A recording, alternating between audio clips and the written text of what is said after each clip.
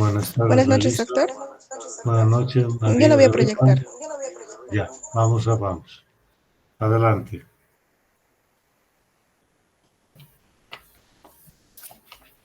Bien, mientras conecta su compañera, vamos a indicar de que, pues, empezar de unos conceptos simples, digamos así, como por ejemplo, para saber la definición de estos desequilibrios, hablamos de qué es un ácido, ¿alguien me puede decir? ¿O qué es un álcali? Vamos, nadie. Bueno, pero ahí está, ya les está proyectando su compañera, ¿sí? Entonces vamos a decir que toda sustancia que es capaz de ceder hidrogeniones lo consideramos como un ácido. Y aquella sustancia que puede captar hidrogeniones las llamamos bases, ¿no es cierto? Por lo tanto, este algoritmo que nos expresa la concentración del logaritmo negativo de hidrógeno en solución, que es el pH, ¿no? ¿Sí? O sea, vamos a decir así, el logaritmo de la concentración nos resulta, siguiente, nos resulta en estos cambios que nos van a llevar a la concentración de hidrogeniones en plasma. Y como ven ahí, el cálculo del cual se hace un logaritmo negativo sobre 10, con un valor máximo en estos casos, podría, si fuese más, seguramente el pH nos va a dar mucho más alto. Pero hay que controlar esto en base a estos logaritmos por las cifras que se tienen, calculando ya de que los pHs de las células vivas humanas no pasan de esos 10, digamos así. Por eso es el logaritmo negativo de 10. Y haciendo esos cálculos que nos muestran, tenemos ese 7.4. ¿Sí? Ahora, también tenemos que tener en cuenta de que tenemos sistemas que tratan de corregir rápidamente algún cambio en este valor del pH, ligeramente, como ven ustedes, alcalino, se considera de 7 a 14 o de 0 a 14, ¿no es cierto? Entonces, como 7, ligeramente alcalino, casi neutro, digamos así, el pH normal que tenemos los seres humanos y casi muchos animales también, ¿sí? Ahora, lo que tenemos que entender es de que tanto la producción excesiva de ácidos o como de álcalis o bases tienen que ser prácticamente contrarrestados también con su oponente. En un caso de una elevación de un ácido, se le va a elevar una base. En el caso de que se suba una base, se va a elevar un ácido. Y es en base a esa relación de querer mantener el equilibrio, es que se va a caracterizar ese pH de 7.4, donde con ese pH, pues las células pueden desarrollar todas sus funciones metabólicas, de subsistencia, de reproducción, de producción, inclusive en un medio fisiológico. Siguiente.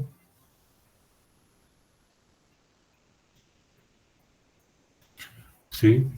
Y como dice esto, pues tenemos de que prácticamente tenemos que decir de que ese margen que vemos ahí tan estrecho entre ese de un pH de 7.35 a 7.45, ¿sí? Entonces se darán cuenta de que es un margen muy estrecho en el cual tenemos que mantenernos y lógicamente estos sistemas que para corregir algún trastorno o modificación de estas cifras en más o en menos, inmediatamente tiene que producirse, tiene que intervenir para corregir y restablecer el equilibrio ácido-base normal, ¿no? Para ello tenemos esos tres sistemas de compensación o de restablecimiento, digamos así, de este pH fisiológico, como son los buffer o tampones químicos, ¿sí? Que son los primeros en actuar rápidamente ante cualquier cambio que se produzca, ¿sí? Y lo que nosotros tenemos que tomar en cuenta es justamente eso, ¿sí? Tratar de que podamos identificar rápidamente algún trastorno. Luego de estas sustancias amortiguadores o buffer o tampones químicos que pueden ser intra o extracelulares, los vamos a mencionar después, ¿sí? Se trata de nuevamente neutralizar y restablecer ese pH fisiológico. Este sistema actúa inmediatamente. El problema es que su duración no es de mucho tiempo, pero mientras estos están actuando, se activa el otro sistema, que es el sistema compensador respiratorio ventilatorio a nivel del pulmón, ¿sí? Y el otro sistema que es más demorado, digamos así, que puede entrar en acción en horas o días, es finalmente la excreción renal, o sea, los riñones, pulmones y tampones intra y extracelulares serían aquellos que se encargan de regular cualquier desequilibrio que se produzca para mantener ese pH fisiológico. Ahora, igual que en algunos de los trastornos que hemos revisado en cuanto a electrolitos, también acá va a tener también consideración o tomar en cuenta la severidad del trastorno, ya sea hacia el lado ácido o hacia el lado alcalino. La velocidad a la cual se instaura este trastorno, la duración del mismo, ¿sí? Y lógicamente, paralelamente a ello, tenemos que ver si la función pulmonar y la parte renal se mantienen estables para edad, pero no podemos sospechar ante un trastorno de que alguno de estos tres sistemas puede estar fallando. Por lo tanto, como se darán cuenta, hay que hacer un examen muy minucioso del paciente. La siguiente.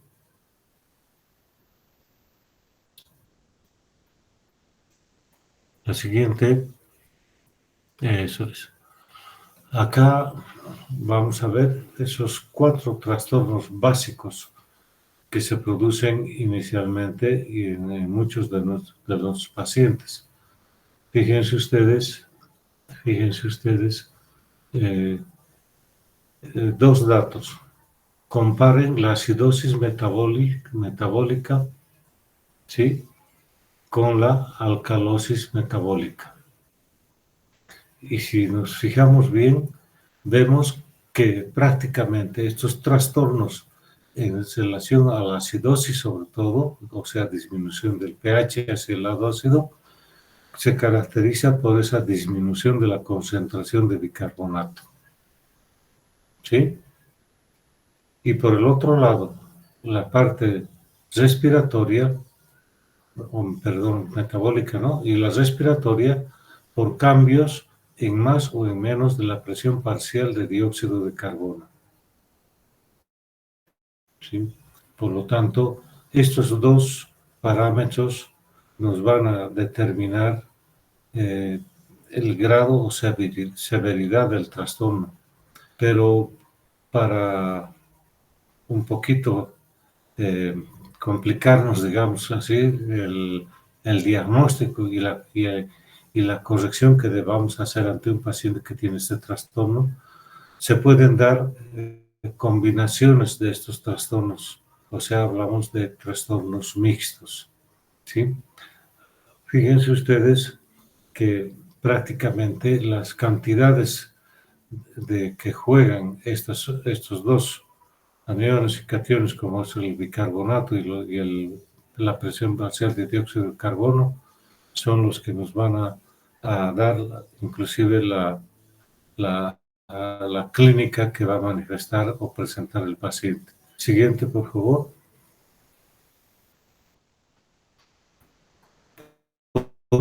Una vez que estamos viendo esto, estas generalidades, ese anterior cuadro que se ha mostrado, es bueno que lo tengan siempre presente, jóvenes, aunque sea en un recuadrito en el lugar donde estudie, su escritorio, qué sé yo, siempre tenerlo presente para revisar, repasar todo el tiempo y así familiarizarnos con esos datos, que son los más simples y los más importantes, por si acaso. Básicamente, que para pesquisar un trastorno en el pH interno que tiene ese paciente, tenemos que hacer esto que me menciona acá. Una revisión exhaustiva del paciente, el estado neurológico, como hemos visto, si está actuando o no, o cómo está la respiración del paciente, está bradineico, taquineico, ¿no es cierto? Como posibles signos, además de datos de una posible cuadro infeccioso sobreañadido que sea el desencadenante o también manifestaciones gastrointestinales, ¿no? Que son situaciones a las cuales exponen a un paciente a una alteración de este medio interno en cuanto hacia el pH, sobre todo por la pérdida que puede haber de líquidos, de electrolitos por vía oral o por vía rectal, ¿sí? Otras situaciones coadyuvantes, como ven ahí, el embarazo, la diabetes, uso de fármacos, ¿sí? Y en algunos pacientes, de acuerdo a la severidad, podemos tener el aliento a acetona, fetor, podemos tener trastornos visuales. Y lógicamente, cuando ya entramos a un posible diagnóstico presuntivo de un desequilibrio en el pH, nosotros tenemos que buscar la causa primaria, ¿sí?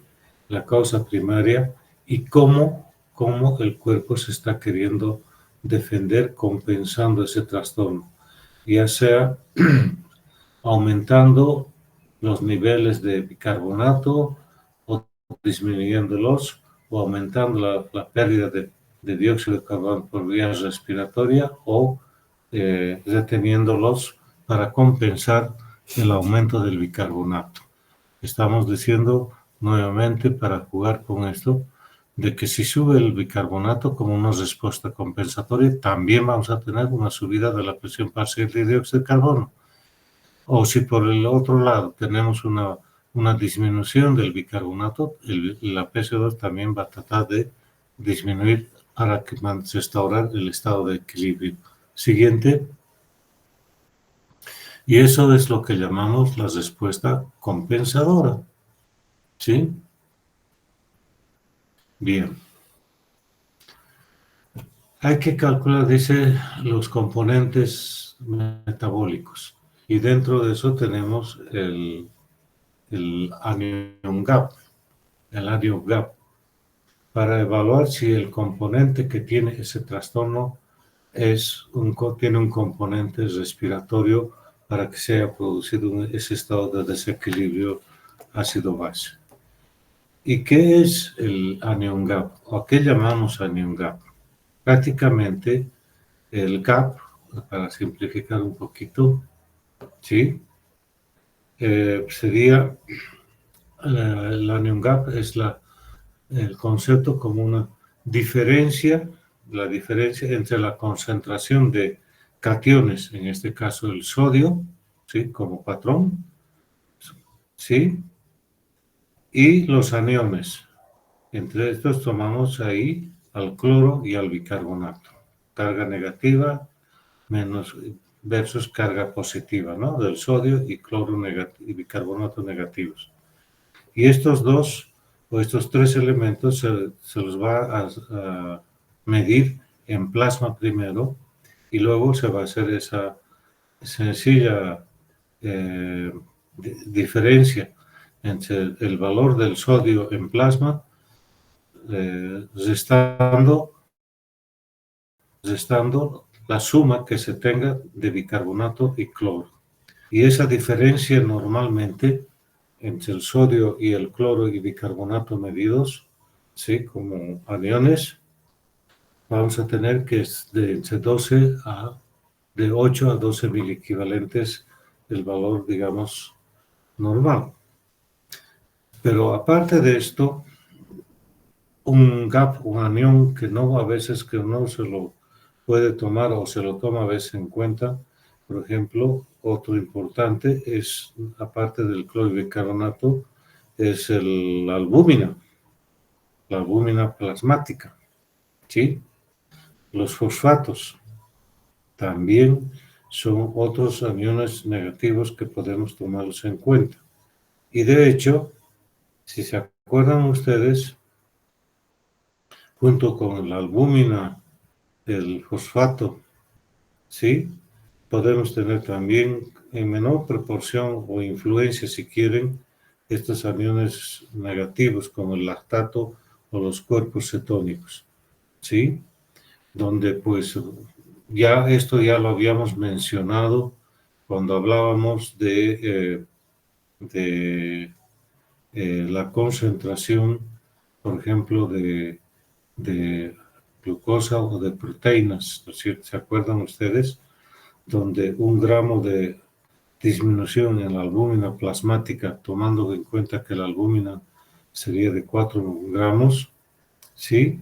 Si hay una disminución de 1 gramo, por ejemplo, el anion gap va a disminuir también en casi 2 a 2,5 equivalentes por litro.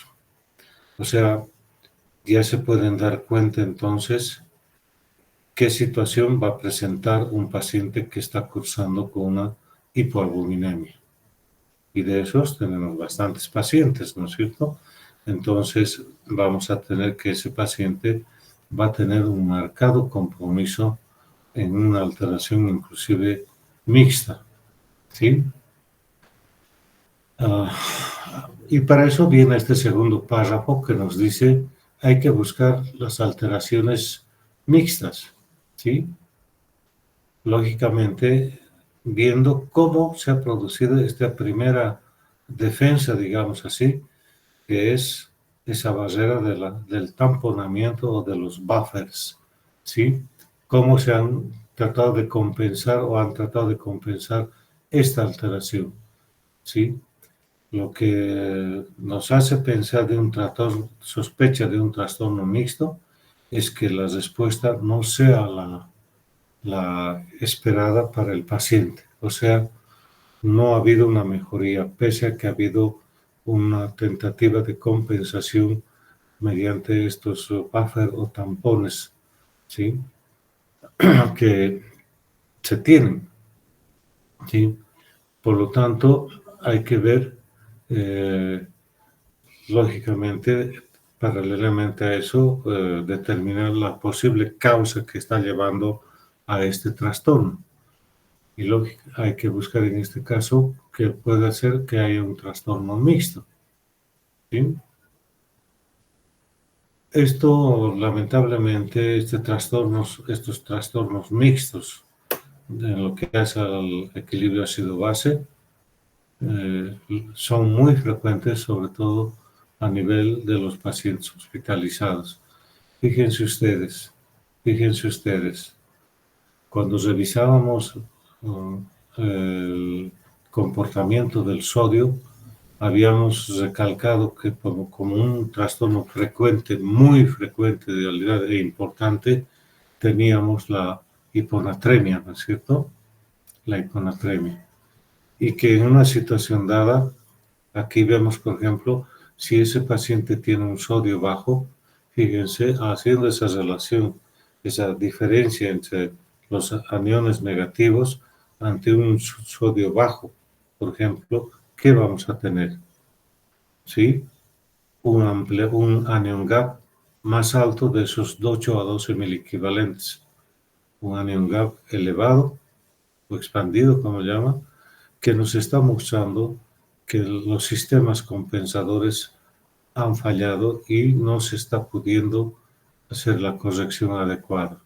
Y ahí es donde nosotros tenemos que intervenir para tratar de recuperar ese estado de equilibrio con el manejo de medidas que tenemos, por ejemplo, a veces simplemente inclusive una corrección de líquidos o electrolitos, una buena oxigenación, ¿sí? Una reposición de volumen, a veces corrige rápidamente estos trastornos. Pero, como les digo, como decían hace un de la instauración del desequilibrio y el tiempo que está en esa situación el paciente. Otra vez nos dice, recordando siempre, ¿sí?, ver la causa que ha llevado a este trastorno al paciente. ¿Sí? No se olviden de que también este trastorno va a ir asociado inclusive con la evolución y el pronóstico que tenga ese paciente. Así que es una situación que hay que tener mucho cuidado, jóvenes, para poder identificar este tipo de trastornos. Vamos, siguiente.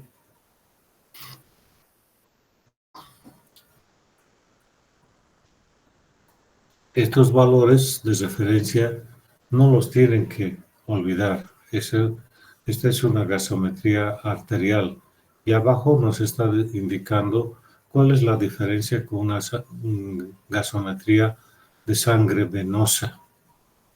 Eso no podemos nunca olvidarnos, jóvenes, si no estamos sonados, porque no vamos a ver, si no sabemos distinguir si esa gasometría es de sangre arterial o sangre venosa que se ha tomado.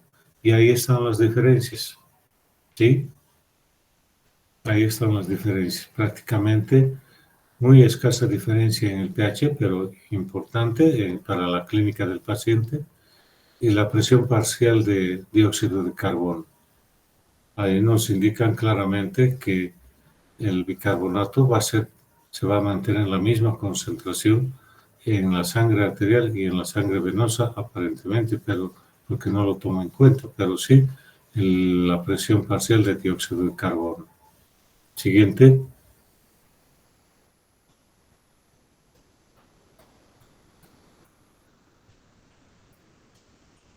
Esto es lo que debemos resaltar. ¿Cuándo vamos a diagnosticar un trastorno mixto? Cuando la presión parcial de dióxido de carbono o el bicarbonato que se ha calculado son mayores o menores a lo esperado. Uno de los dos puede estar alterado en más o en menos. Ahí entonces es donde hablamos de un trastorno mixto, ¿sí? Y ya ahí lo dice la recomendación, ¿no? ¿En quiénes? Pacientes internados, en pacientes con un estado hemodinámico de cuidado o crítico, si quieren.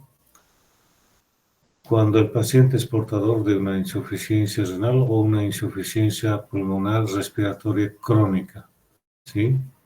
Y ahí lo que recalca, mecanismos tanto respiratorios y renales que no están trabajando bien. O, otro dato, durante la ventilación asistida o mecánica. Por lo tanto, en este grupo de pacientes vamos a tener la instauración de dos trastornos a la vez, ¿sí? Y como se puede ver, la respuesta compensadora o es errónea o equivocada, no ha corregido el trastorno o es insuficiente. Insuficiente cuando ya tanto el sistema, el aparato respiratorio y el renal no están ayudando para compensar. Hablamos de una insuficiencia renal o de una insuficiencia respiratoria aguda o crónica, ¿no? Bien, ¿cuándo vamos a sospechar de un trastorno mixto?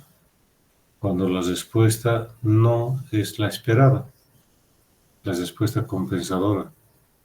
¿sí? Lo que ya dijimos hace un momento, no es suficiente esa respuesta, o finalmente, si no ha habido la correspondiente respuesta, porque los otros dos sistemas, respiratorio y renal, no están ayudando, ¿sí? Entonces, vamos a ir de que en la clínica la respuesta va a ir generalmente, va a ser contraria al trastorno, si es una respuesta hacia la acidosis o hacia la alcalosis, dependiendo del grado de severidad y además otra vez la enfermedad de base, ¿sí? Bien, la respuesta compensatoria, ¿para qué es? Ahí está, devolver el pH al valor normal o fisiológico. Siguiente.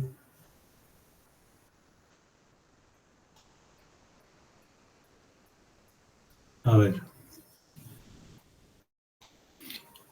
estas son situaciones, como verán ustedes, bicarbonato elevado, ¿sí? Con una compensación de la PCO2 que también trata de corregir, de compensar, ¿sí? Entonces, esa subida del bicarbonato para tratar de compensar esa subida de la presión parcial de dióxido de carbono, como habíamos ya mencionado anteriormente. Y ahí está en qué situaciones podemos hacer este diagnóstico, ¿sí? En paciente con una enfermedad obstructiva crónica, ¿sí? Algunos tipos de dieta, el uso de diuréticos, ya sabemos, gran pérdida de agua y de electrolitos, sobre todo de sodio, o la corticoterapia, ¿no? O secuestro también de esto e intervención en frenando la acción tanto de la aldosterona sobre todo, ¿sí? Entonces ahí nos dice fácilmente es una combinación de dar mucho riesgo para el paciente, ¿sí? Y lógicamente, fíjense ustedes, la alcalosis metabólica va a llevar a qué? A una depresión respiratoria con hipoventilación por parte del paciente. Otra vez este cuadrito que podemos compararlo con el cuadro inicial que habíamos visto, ¿sí? Siguiente.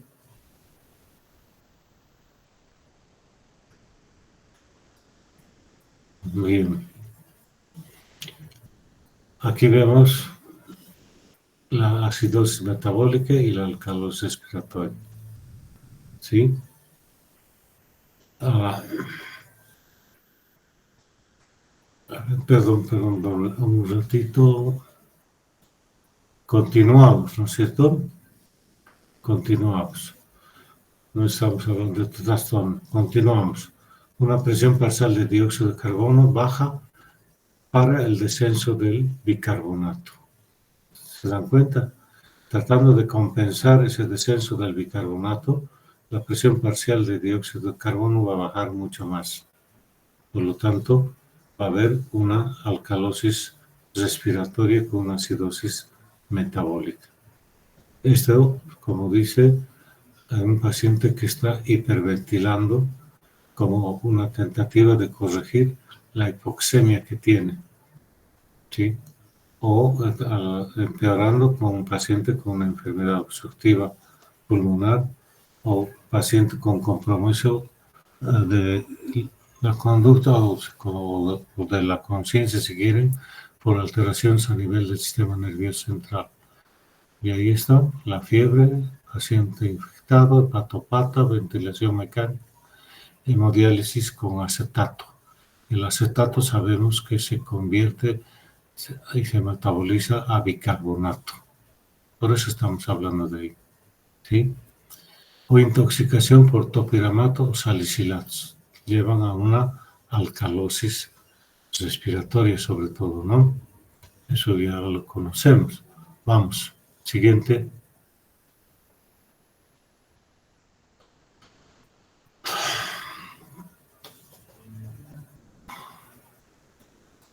Fíjense ustedes, una alcalosis tanto respiratoria como metabólica. lógicamente, en su tentativa de querer corregir el trastorno inicial, los dos componentes, sí, compensatorios pueden entrar hasta cierto punto, digamos así, en competencia y queriendo el uno neutralizar al otro, y no se produce esa respuesta y ambos van a aumentar, ¿sí? Y en alguna situación esa subida esa subida que se ha producido no se disminuye como debería ser si es que el otro componente ha bajado y se mantiene alto. Entonces ahí es donde tenemos que intervenir para compensar ese trastorno. Ahí están los ejemplos: la hiperemesis gravídica, pacientes en diálisis con soluciones de diálisis que tienen base a acetato sobre todo, ¿sí? Y que tienen además una alcalosis respiratoria. Vamos, siguiente.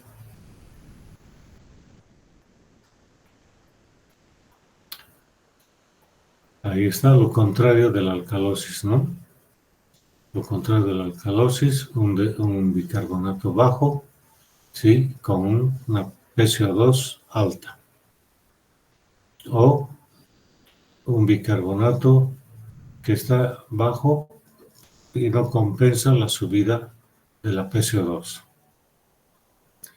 Ese bicarbonato que vimos anteriormente era de ¿cuánto? ¿Jóvenes se acuerdan? ¿Cuánto decían esa gasometría? Vamos. 22, 26, doctor. ¿Perdón? 22, 26. ¿Cuánto? ¿Cuánto es el valor del bicarbonato normal?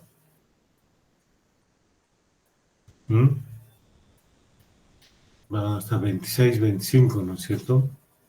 Entonces una disminución de ese valor de 10 miliequivalentes, si se ha producido una bajada más, hay que descartar un trastorno que no es dependiente sino de un hipoaldosteronismo.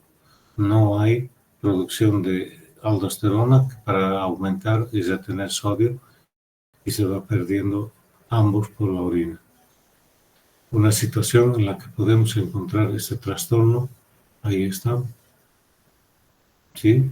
La embolia pulmonar aguda asociada a insuficiencia renal, ya lo habíamos visto, en manejo del potasio, ¿sí? La acidosis tubular renal, la cetoacidosis diabética o durante el tratamiento de diarreas. La hipercapnia crónica asociada a un estado de shock y acidosis láctica. La intoxicación por monóxido de carbono o cianuro. Entonces, lo que tenemos que captar acá es irnos familiarizando con estos trastornos, ¿sí? Aunque ya hay los más simples, como han visto al principio: sepsis, fiebre, diabetes descompensada, desequilibrio hidroelectrolítico severos, ¿no? Todos estos nos van a condicionar estos trastornos en el equilibrio ácido-base interno. Siguiente. Acá un poquito más ya digamos así, en mayor redundamiento, si quieren, ¿no? Sí, lo que es la acidosis metabólica. pH menor a 7.35 por una disminución del bicarbonato. Y en su tentativa de querer corregir, también una disminución de la presión de dióxido de carbono. Como mecanismo, ahí está, compensador. Y lógicamente, si estos valores son muy bajos, nos van a dar el grado de severidad del trastorno. ¿Sí? Siguiente.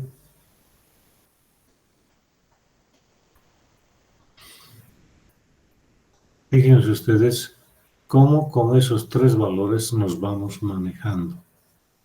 Cómo con esos tres valores, pH, presión parcial de dióxido de carbono y bicarbonato. se calcula el hieto aniónico o anion gap para el diagnóstico. Ahí está lo que hemos hecho hace un momento. pH por bicarbonato menos presión parcial de oxígeno. Y ahí está el cálculo. El sodio plasmático menos el cloro plasmático y el bicarbonato plasmático sumados. Y este valor nos tiene que dar inclusive esos 12 más o menos 4 mil equivalentes. O sea, estamos hablando entre 8 y 10. ¿Sí? Vamos. Creo que es el cálculo del anion gap, fíjense, nada de complicado ni nada. Sodio plasmático menos cloro y bicarbonato plasmáticos. El valor normal, como les digo, entre 8 a 12 mil equivalentes. ¿Sí? Vamos, la siguiente. Ahí está. Cómo es una gastrometría simple nos puede dar el diagnóstico, como habíamos visto a un principio.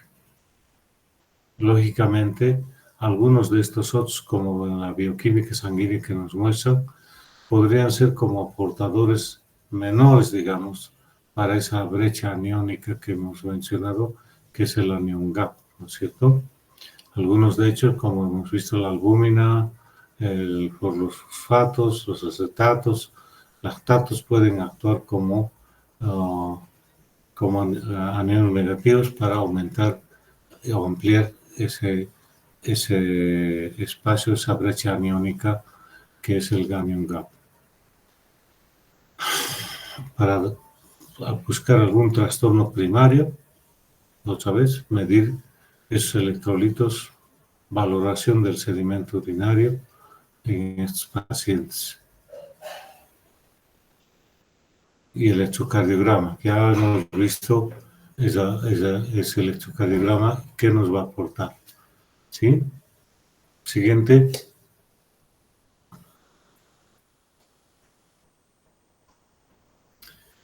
Acidosis normoclorémica. ¿Sí? Es la acidosis metabólica más frecuente. ¿Cuál sería el otro trastorno en relación al cloro?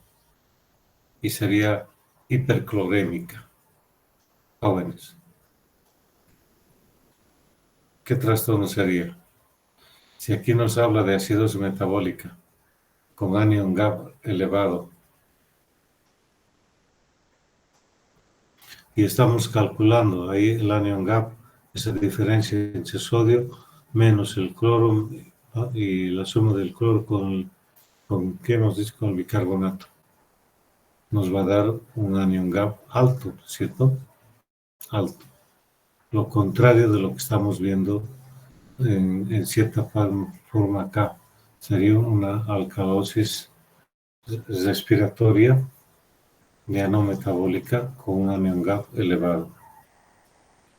En este caso tenemos lo contrario, un aumento de la carga de ácidos. Y ahí está un ejemplo frecuente, la cetoacidosis diabética, caracterizados por esta presencia de estos aniones negativos como son los cuerpos cetónicos. ¿Sí? Este es el motivo, jóvenes, este es el motivo por el cual estos estados cetoacidóticos severos, ¿sí?, tienen que ser manejados en una unidad de cuidados intermedios o intensivos inclusive, porque la conducta acá tiene que ser muy cuidadosa.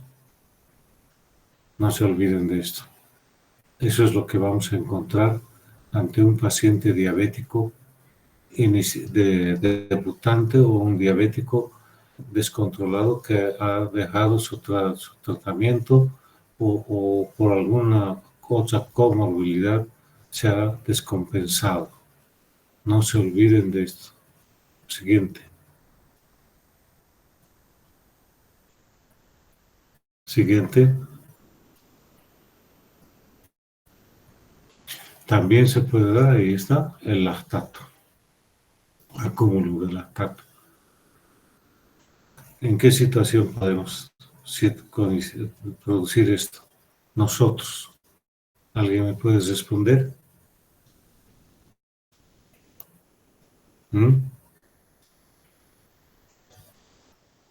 Pacientes a los que estamos dando bastante infusión de Ringer lactato, ¿no? Aunque ese lactato se va a convertir en bicarbonato, igual va a tratar de compensar y llevarnos a este trastorno en un caso. Y peor aún si es una diabetes y añadido allá hay un foco infeccioso además. La situación, lógicamente, es de mucho cuidado para el paciente. ¿Sí? Ahí tenemos la otra situación por hipoperfusión tisular, o sea, hipoxemia, ¿no es cierto? Por insuficiencia respiratoria o pulmonar, si quieren, o cardíaca. La anemia, la isquemia o alguna intoxicación, como hemos visto hace un momento, como, por ejemplo,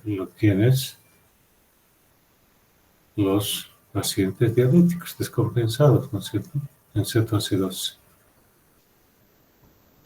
El otro tipo de acidosis láctica, pacientes hepatopatas, convulsiones, pacientes con portadores de leucemia, la insuficiencia renal, ¿sí? Cuando ahí está mal, es la tasa de filtrado glomerular menor a 20 ml por minuto. ¿Sí? La metformina, el bloqueo de la conversión lactato-alanina a piruvato.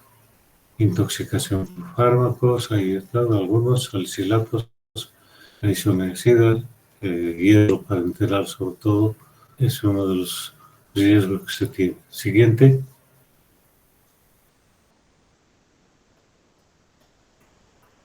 Bien.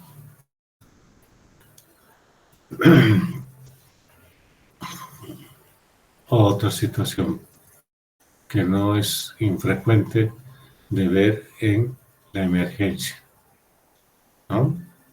Pacientes que vienen con consumo alto de alcohol, prácticamente ya no están embriagados, sino ya están intoxicados.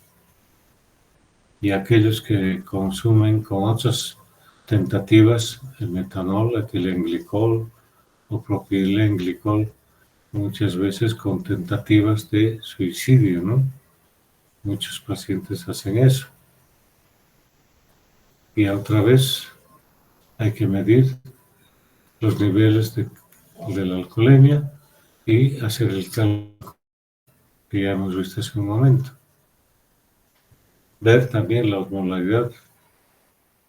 Y ahí está esta ecuación para tener la osmolaridad plasmática. Está 2 por sodio más glucosa más sobre 18 más nitrógeno ureico dividido entre 2.8. Esta es la ecuación, si quieren, o fórmula para calcular la osmolaridad plasmática. ¿Sí? En otros, si es urinaria, ponemos lo que se ha medido en orina, ¿no es cierto?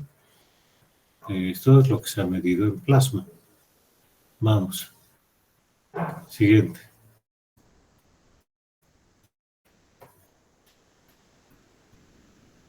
Y ahí está ese hiato también, que nos sale de esa relación mayor a 20 miliosmoles por kilo.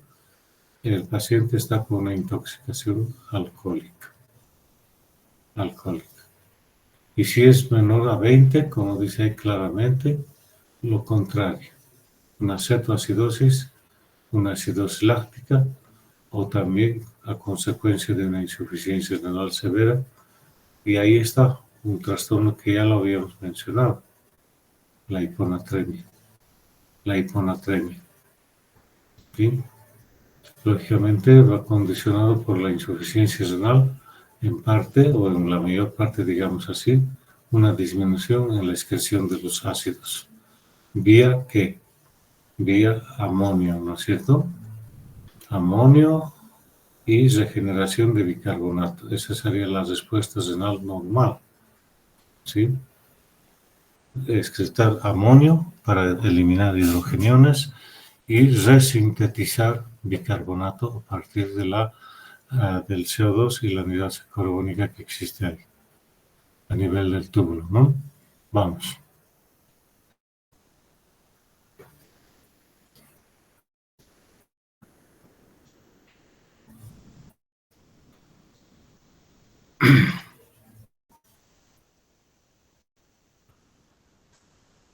Fíjense ustedes, ese ion gap, aquí solamente tomando en cuenta el potasio más el cloro, ¿sí?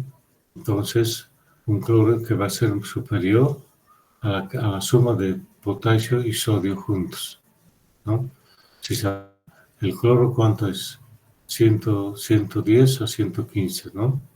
El equivalente. Y el sodio 140 más el potasio, digamos, 4 o 3 o 5, 145.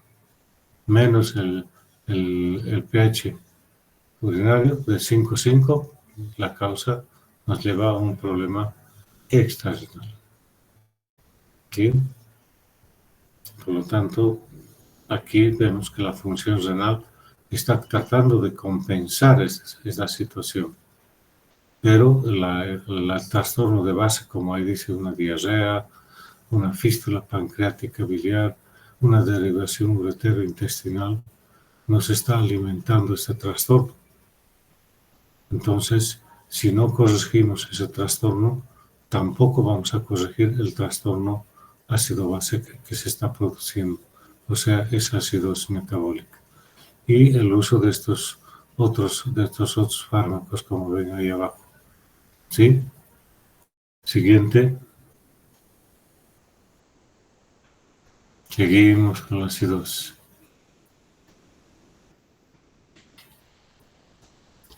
No hay excreción de amoníaco, o amonio, perdón, NH4, amoníaco NH3, amonio NH4. ¿Sí? Por lo tanto, hay una situación donde aparentemente no se está regenerando el bicarbonato a nivel renal, ¿sí? Y además asociado a eso hay una hipopotasemia donde el pH va a ser modificado hasta 5,5.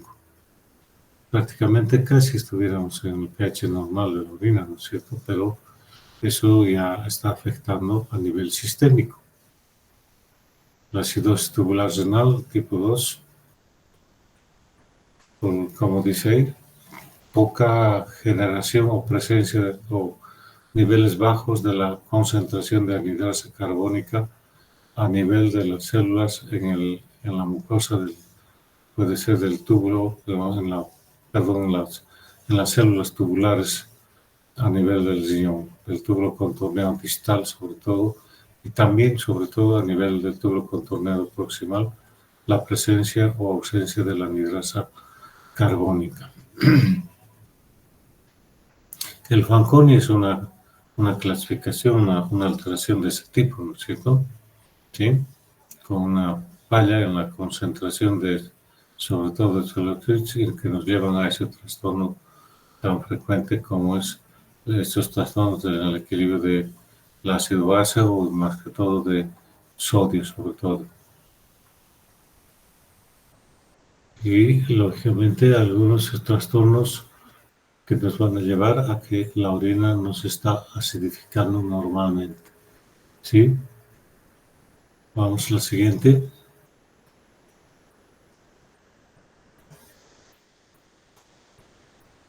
Fíjense ustedes que la repercusión de un trastorno acidótico de causa metabólica tiene varias situaciones que estamos revisando así someramente para por lo menos tener un conocimiento general de este trastorno de lo que es la acidosis metabólica. ¿Sí? Ahí están las causas subyacentes, como por ejemplo un trastorno neurológico, por ejemplo un ABC, un TEC, ¿no? Un hipoaldosteronismo con baja concentración de renina plasmática, la hiperpotasemia, ¿sí? hiperpotasemia, que como hemos visto a veces se trata de utilizar como terapia bolos de corticoides y que no responde. Sabemos nosotros que un trastorno ácido, ¿por qué se va a caracterizar? Por la salida del potasio del intracelular al extracelular. Y ahí está la hiperpotasemia, casi típica de la acidosis metabólica. Un dato así simple que podemos tener, sí, es nada más tener un potasio elevado, casi con seguridad vamos a estar cursando en ese paciente con una acidosis, sí, con una acidosis metabólica generalmente. Sí. Otro trastorno común es a clara de, como me hemos dicho hace un momento, no se está pudiendo excretar y hay una acumulación del amonio.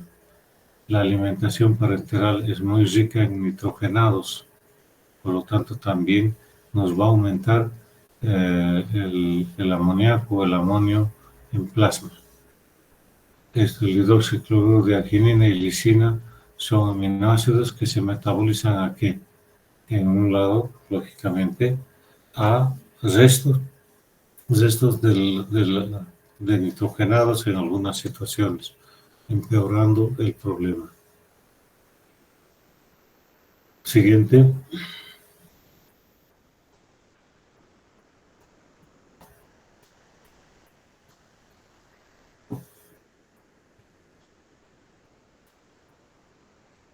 Fíjense ustedes que en qué situaciones se está recurriendo a la infusión de bicarbonato, con pHs bastante bajos para la sobrevida de un paciente, ¿no? Y ni qué decir el riesgo que corre ese paciente que está bordeando ese pH de 7. Como les decíamos, el manejo de una cetoacidosis diabética tiene que ser inmediata, ¿sí? Y de preferencia en cuidados intensivos si es necesario.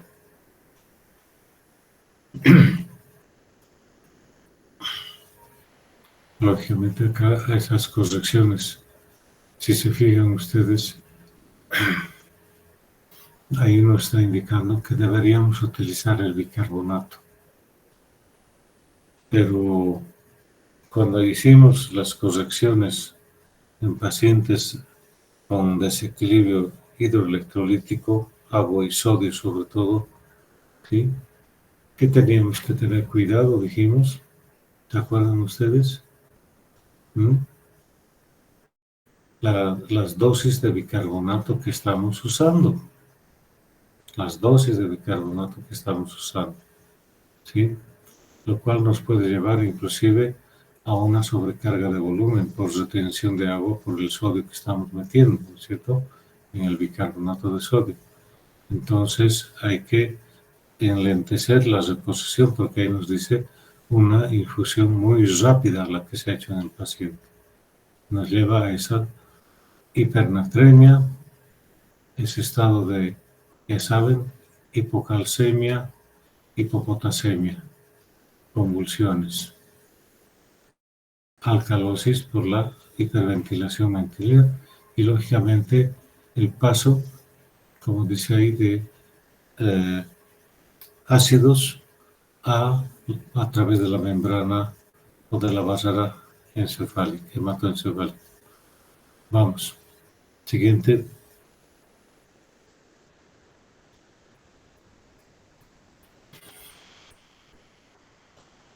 Estas son, digamos, no son guías absolutas, ¿no?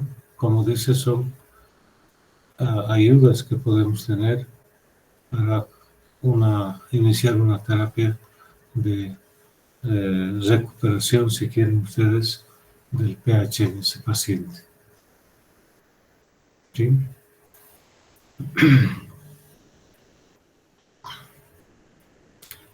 Lavado gástrico, etanol, prednisol. Esta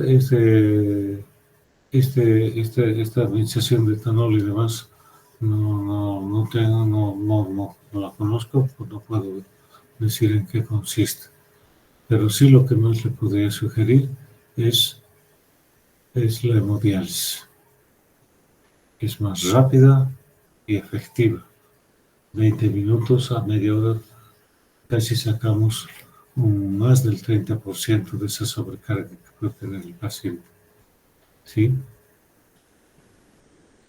Las dosis de bicarbonato que ven ahí, como verán ustedes, podemos usar entre 5 a 10 miliequivalentes por kilo, pero fíjense ustedes que hay que ir con cuidado, entonces las dosis también tienen que ser bajas. ¿Sí? El ácido tubular renal tipo 4, ahí está, la hipopotasemia, además por el hipoaldosteronismo, ¿no? No hay aldosterona que intercambie en realidad el sodio por el potasio, por lo tanto ambos, sobre todo el sodio no se va a reabsorber, pero se va a eliminar bastante potasio. Y los corticoides. Y lógicamente la insuficiencia renal, ahí está, la diálisis. Por lo tanto, aquí ven otra indicación de las terapias de reemplazo renal. ¿Sí? Siguiente.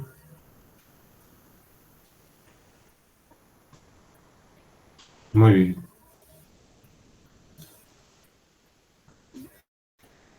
¿Algún comentario hasta el momento de parte de ustedes, jóvenes? ¿O se han dormido todos? Hola, No, doctor, perdón. estamos escuchándolo. Ujú. ¿Alguna pregunta hasta aquí?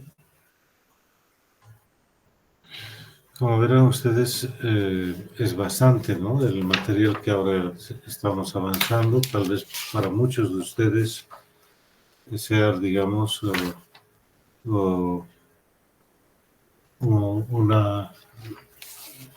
conceptos nuevos, digamos, seguramente para ustedes, ¿no? De todos modos, todavía nos quedan algunos trastornos que debemos ver, como las alcalosis, ¿sí? Sugerencia que les hago, ¿sí? Sugerencia que les hago. Revisen básicamente este trastorno, acidosis metabólica pura. Todavía no se metan con los mixtos. ¿Sí? ¿Están de acuerdo? Sobre todo para los Sí, del grupo. doctor. ¿Cómo? Sí, doctor. Ya. Mañana es miércoles, ¿no? ¿Sí? Sí, doctor. Miércoles. Vamos a hacer un acercamiento. Quisiera que los que fueron hoy día y que por esa reunión que nos pidieron, ¿sí? Entonces mañana estaban ahí Ivana y sus dos compañeras. Aunque Ivana creo que mañana tiene clase, algo así me dijo, no va a poder asistir, pero no sé si a las 4 podemos reunirnos para hacer esa práctica que teníamos para hoy día, digamos así, casi programada. ¿Está bien? Hola. Está bien, doctor. Ya, mañana es miércoles, ¿no? Sí, doctor. Miércoles. Sí, ¿no? Miren, no les aseguro, creo que mañana tenemos una reunión, pero yo los confirmo antes. ¿Está bien? Pero en la tarde nos estuviéramos reuniendo con sus compañeros que hoy hemos tenido que suspender esa actividad de forma parcial. ¿Está bien? Está bien, doctor. ¿Quién está monitorizando? Me dijeron ahora.